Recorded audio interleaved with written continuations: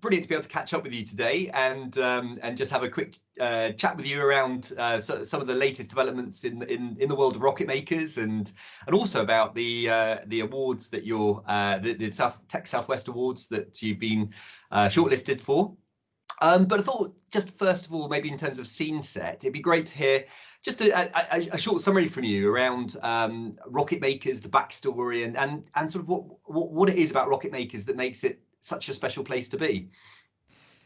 Great job. Well, thanks for talking to me here, and also, yeah, great to be a part of the Tech Southwest Awards, which is it's great. We're sponsoring the scale up category, so it's great to be involved from that side as well as this. Yeah, Rocketmakers. So we've been going. We're a teenager now. We've been going for 13 years. I think last week or a couple of weeks ago, and so the way I see it now is we're kind of that grotty teenager that we've been through those early years, and now we're starting to answer back and being a bit of a pain in the ass probably, but it's been an interesting journey. So we started out in 2007, just before the big finance crisis, and there, so we kind of lived through one big impactful time of the world, and now another one. So it's been interesting from that perspective. We've started out really working as a small business. We created our own startup. Initially, it was a self-publishing startup, and in the process, we made, I think, every mistake you can make as a startup. We had not a clue, and subsequently we built that and gradually got it out after about 3 years. After it's spending sort of 3 times ever thought we needed to, building the wrong product for people. So, you know, literally everything I think you could get wrong, we did. And then we got to the end where we realized that we didn't really want to run the company that created the product we created. Actually, the fun bit for us was the concept, the idea, making something and getting it going. So we then sort of looked around and thought, well, why don't we work with other people who do want to run the companies afterwards, and then get them to use us to help sort of try and create the ideas and build the systems and things there. So we ended up pivoting to be working with a lot of startup businesses, and we've done that over the last decade. Slightly different business model than most. We often be involved in taking equity piece in those startups and living the journey with them. Most of the time, the journey is one of destruction and despair at the end of it, but occasionally you hit some really interesting ideas with some really interesting people, and it's just a fantastic journey to be on. And I think it changes for me, it changes the relationship that you have with people when you stand to win or lose with them. It's not a supplier sort of contractor relationship that's going on. It's something that really matters, and that's always mattered to us as we've developed the business. And then these days we've grown into about 30 people. So we're based in the centre of Bath, a lovely office which we never see now, and right by the station. And we work with startups still, but also more sort of scale-up organisations, and also some corporate innovation businesses. So I guess one of our awards recently, notwithstanding the wonderful Tech Southwest Awards, is a Queen's Award for Enterprise, which we got for building the medical record system for all of the Olympic athletes in the UK. So we kind of work with, from the first idea of somebody who comes to us with a concept and nothing more than that, through to probably one of the most secure and relevant systems in UK sport at the moment. An amazing thing to be a part of, and I guess a great sort of illustration of the breadth of skill that you can bring to these projects. When you can take that idea and be able to help the client generate something which is world class and really key. And what a great accolade to have the Queen's Award for Export. That's brilliant. Really fantastic. You mentioned in there, Richard, just around the sort of your lovely office in the centre of town, for your 30 team members. But unfortunately, it's slightly empty at the moment. I guess that inevitably leads us to just reflect a little bit maybe on COVID for a few moments. It's had such a massive impact on all of us individually, societally, economically, in the UK, globally. and clearly a very detrimental impact in a lot of cases. But one of the side effects that I think we have seen in a number of places has been how it's helped actually accelerate innovation and change in some situations, because change has been forced upon us in many ways. I'd just be interested just to hear what your sort of observations are as you sort of look at the breadth of innovators and entrepreneurs that you're working with. What's your view on how much change you're seeing coming through, and just based in terms of the pipeline of ideas, and also through to sort of the other end, where we've got user acceptance of new tech coming, which is so critical, and also investor appetite for to support this sort of innovation. Have you seen how much change have you seen in that over the last six months or so? Yeah, I think it's been really fascinating, and it's changed fundamentally my way of thinking about a whole bunch of things in the process, which is I'm old enough and grey enough to be pretty hard to change opinions of things now. But for example, just moving out of the office, I've been amazed at just how adaptable, and we formed the culture of the business around our whole team being in the same place together, and helping each other in circumstances, and kind of being there around projects, and fun. When you take all of that and you suddenly explode that, and everyone's in their own spaces and doing it, how do you make that work? And frankly, it kind of just did work, and I don't really know how that could possibly have happened. But if you'd have asked me a year ago whether we just everybody worked remotely in the business, and everything would be fine, and projects would get delivered on time, and quality would be there, and stuff, I would have probably laughed. And also I felt like constraints in the business of numbers of desks we have as a result of all of that's really changed those sorts of opinions. So I think it's been really fundamental in terms of customers and people we work with. I think it's been very sector based. So where you look at travel companies like Travel Local, or leisure industry, or some of those that have just been hardest hit that we work with, frankly, they're doing all they can do to survive and keep as much runway that they've got to get to where they need to be. The interesting thing, I think, is that those ones that have taken some investment and have a good product may come out of this quite well, where competitors fail who haven't got that. So I think there's difficulties, there's complexities, but there might be opportunity even in those difficult areas as well. On the flip side, we did a replanning exercise at the start of COVID, thinking that revenues would be 10-20% down on stuff there, and what would be the effect of that. It turns out that we haven't really seen any of that, and it's we've seen lots of people. Some things have dropped off, and some investor appetite's definitely lacking. We've also seen a whole bunch of people with new ideas in different spaces, whether it's medical devices or there's so much movement into different spaces, into different verticals. The events world has just fundamentally changed, but that's all going online, and therefore we're looking at how do we support that changing model of physical events to virtual events, and then eventually, hopefully, a kind of hybrid events model where we don't think things will go back to only being in person, but there might be the both type of event where we need to be able to support that stuff. So I think innovation happens, and it's just continuing, and actually in some respects it's giving some people an opportunity, perhaps where the road that they were traveling down is blocked.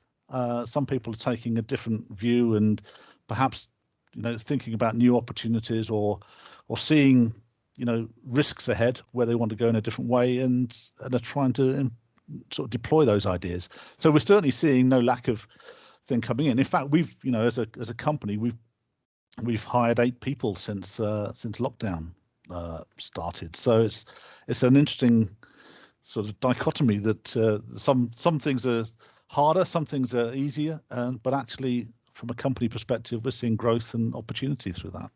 Yeah. Well, which is, such relief and really heartening to hear in such a such challenging times. And from an investor's point of view, I appreciate you take equity stakes as part of in many of the arrangements you have, but I think there are also sometimes external investors as well that come in. Is your sense that there's still quite a lot of funding out there for the right business model? I think it's a really hard picture to see at the moment.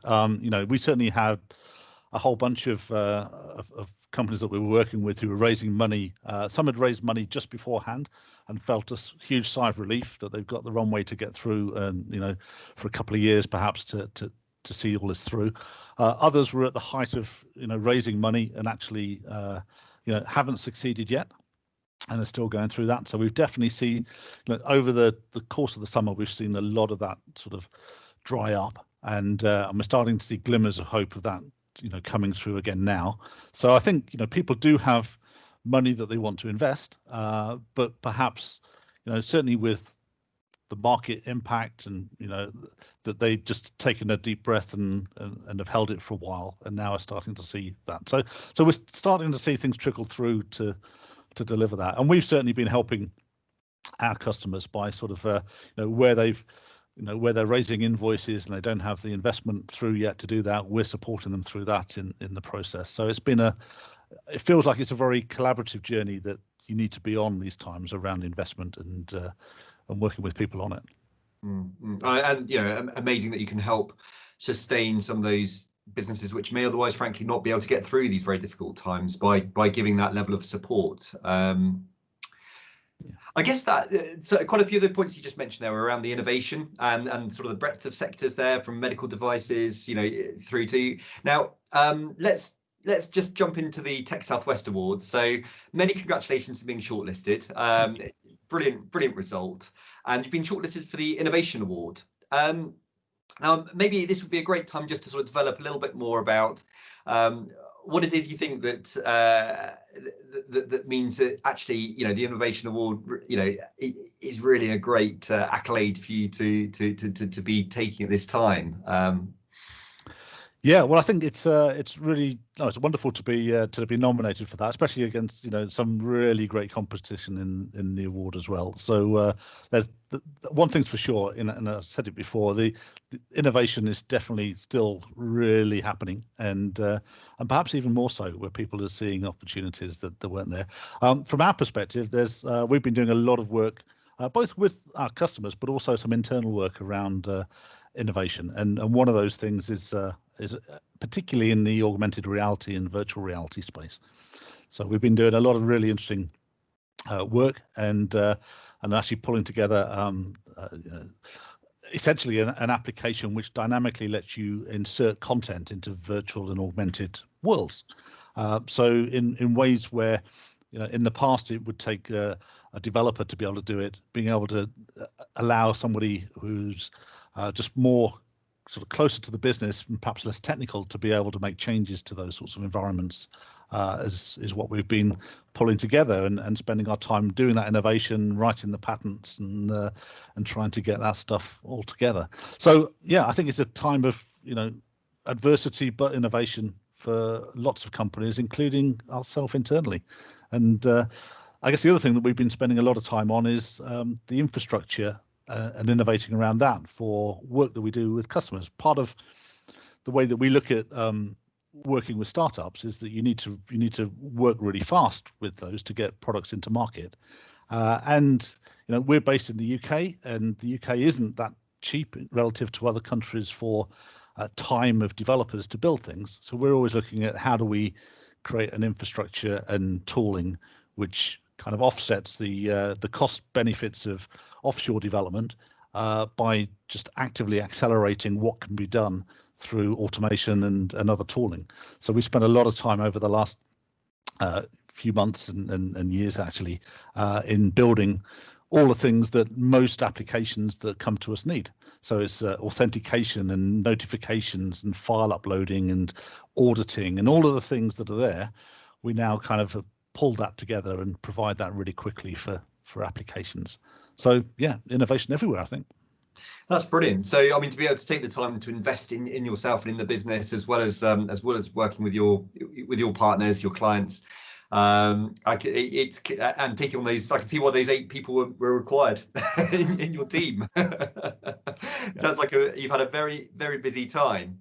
And I guess just looping back down to how we've kept the magic of the Rocketmakers family. You know, the fact that you have been able to transition so seamlessly, just because I think reading between the lines, what you were saying, it's sort of just a testament to the nature of the characters that you've got within the organisation. You know, that doesn't happen by accident. It can't be planned or controlled. It's just, you know, you put a set of circumstances around people, and that's how they've responded. And you can't really, you know, you couldn't force that. But you know, it is great. Yeah, great testament to the team's resilience and entrepreneurship, I guess, at an individual level. That's how they've reacted at this time.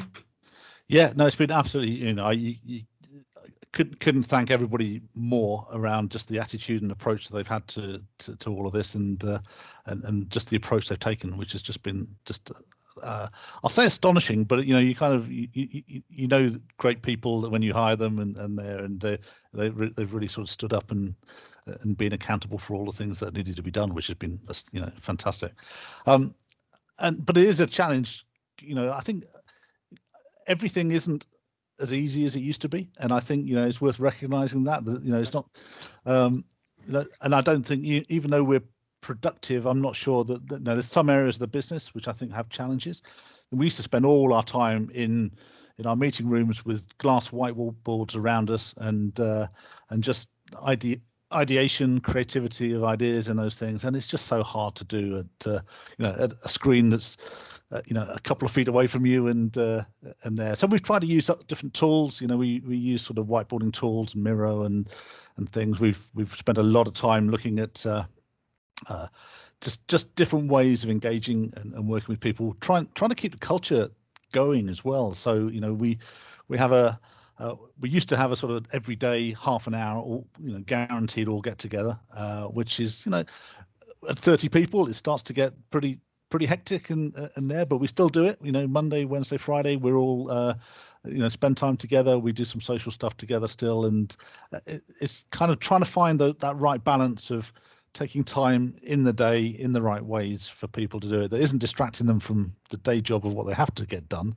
but is also a really important part to still make sure that everybody knows everybody else and knows something about their, you know, everybody's lives. Yeah. No, absolutely. And I guess for you yourself, as someone that's sort of helping coordinate and facilitate so much within Rocketmakers, it's equally going to be, I guess, have pulls on your energy and resources that you may not have experienced in the same way historically. How have you gone about sort of safeguarding yourself and sort of almost protecting yourself during these challenging times?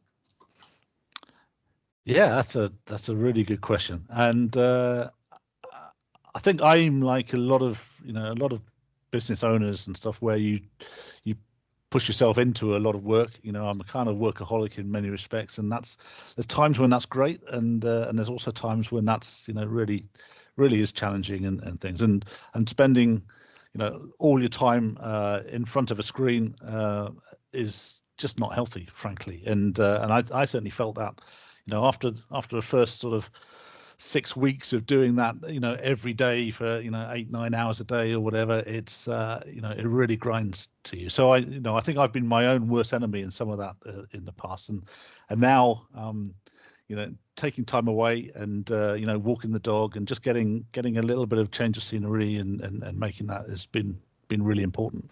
And also, you know, we've had I've got 3 daughters, and you know, I spent a lot more time with them, and family time with things has been fantastic as well. So there's been real upsides and things, but so I think that kind of work-life balance of it all has been yeah, it's been challenging, but it's something that, and I think a lot of people that I've spoken to, and I feel the same, is there's lots of learnings in here about, you know, wherever we end up going forward, actually making sure that, you know, flexibility and you know, is a key part of what people can do, and we always had some flexibility in the business, but actually letting people work, you know, where they want to, when they want to a large extent is, I think it's becoming an easier and easier thing to do, and I'm taking more advantage of that myself as well. So yeah, I think could always do better. I think my wife would tell you I could definitely do better, but we'll see. Brilliant, and that's a lovely sort of I guess snapshot insight into the future of Rocketmakers. So one of the things clearly, let's face it, after 2020, if it's taught us anything, it's that plans can change. So, but as we look forward, flexibility is going to, or increased flexibility is going to be one of the hallmarks. Is there anything else that you've got on the near horizon for in the Rocketmakers world that you'd like to share with us now? I think certainly I felt definitely that growth plans, the constraints have fallen away in many respects. So I think that's great. So we're certainly looking to continue to grow the business and being fortunate at the moment in a position where we've got plenty going on and lots of people trying to change their businesses and add new opportunities to them that does it. So more growth sounds great. Yeah, I think we've got opportunities around certainly these internal developments and pushing them out into the world. So we certainly got, it's almost a bit back to the future for me. We started out, as I mentioned at the start, with our own startup and making lots of mistakes. I guess at the moment we've been building another of our own startups with this virtual reality and augmented reality world inside that we need to get out and push. So that's going to be a big emphasis over the next few months, and because we're growing as an organization and we're at that sort of stage now that you need a little bit more process and things in place, then there's a lot of kind of we kind of need to work through those growth pains at the moment and just make sure that we're in a really good position to handle all of that. So it's all good problems to solve, but problems nevertheless. Indeed, good to have a challenge, yeah. And I guess just taking some of those those experiences and learnings that you've had over that course as you sort of gone through those childhood years and now you're firmly into adolescence. For those companies who are just at that starting stage, what would be a couple of the key tips that you'd give to them as they start their own journey? Oh my goodness. Well, I think the journey is a really important word there. So it's enjoy the journey. I mean, I think we've worked with so many startups over the years now that actually a lot of them do end up in some sort of failure. It's if you're not enjoying the journey in the process, then to only go through that and suffer from some failure at the end means it's just a very painful exercise. So the fact that you're starting a business and trying to grow it and do it there's always the next thing to do, but try and enjoy where you are and where you've been and get the most out of that. I think that's really critical. I think loving the problem is a good term that I've always sort of I've heard from other people, and I think I really stand by, is that there's often many solutions to do, and as you say, COVID and other things have come in, you can't plan for what the solution of something might be, but if you really love the problem you're trying to solve, then you'll find a way to do that. So I think keeping your eye on the ball there is really important. So and then you mentioned it earlier, but it's about the people that you spend the time with. I mean, I think for me, the most important thing is the culture of the organization, the people you're with, and you spend more time at work than at home potentially. So spending that time with great people who really want to push things forward, but do it in the right way, with the right behaviors, the right attitudes, the right values, I think is really critical. Brilliant. Oh, that's that wise words, and yeah, really helpful to get that insight from you, Richard. Fascinating stuff. And I guess that's us in terms of time for now. So just a huge thanks, and wishing you all the very best for the big awards night. We'll keep everything crossed for you, and let's hope that you come home well on the day. And but irrespective, let's just have a great evening celebrating that awards evening, and we'll look forward to seeing how it goes. Thank you. Thank you, John, and yeah, thanks to Bishop Fleming for being part of it and sponsoring the awards, because I know it's getting a new awards off the ground, and we had the first year last year, and others to really stand behind it to make it successful. So thanks for that.